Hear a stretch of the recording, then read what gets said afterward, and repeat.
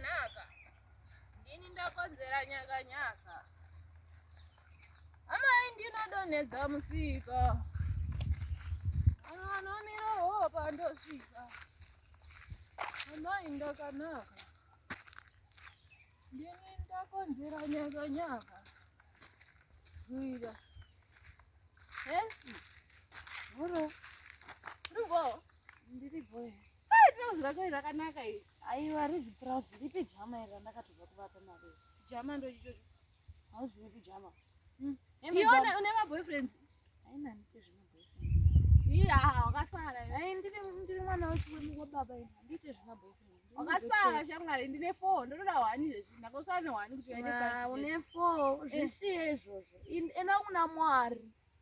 Akati kwai maboyfriends aiti. Mwari ndiye boyfriend wangu. Wakasara iwe. Chakaziswera tikwara kuita zvima boyfriends. Vasikana kumusha makapusa. Imhosva yokutopara iwo ngema boyfriend. Akusiyana nawo. Zvisikana zvekumusha hazvizivi. Hamusi kumanyira netechnology zvevi. Ungandiudza inini zvetechnology ndo wakatosara una zvauno. Trouzi rako rangofanana nerangu. Haina kufanana iri ndiri iri pijama iri. Ipijama iri. Izvi zvakangofanana kaudata saoni. Hazvina. Akangofanana. Aiwa usandibate. Sada kuda unatsurudza. Aiwa usandibate. Ndakunatsurudza. Usandibate. Famba kwauri kuenda. Zvakangofanana izvi. Famba kwauri kuenda. Ndo kutopara mozha vanhu vanopenga vanongofamba famba zvitara zvisina basa. Ndokurova iwe famba uko. Ndokurova. Ndiri kusvika pano. Svika.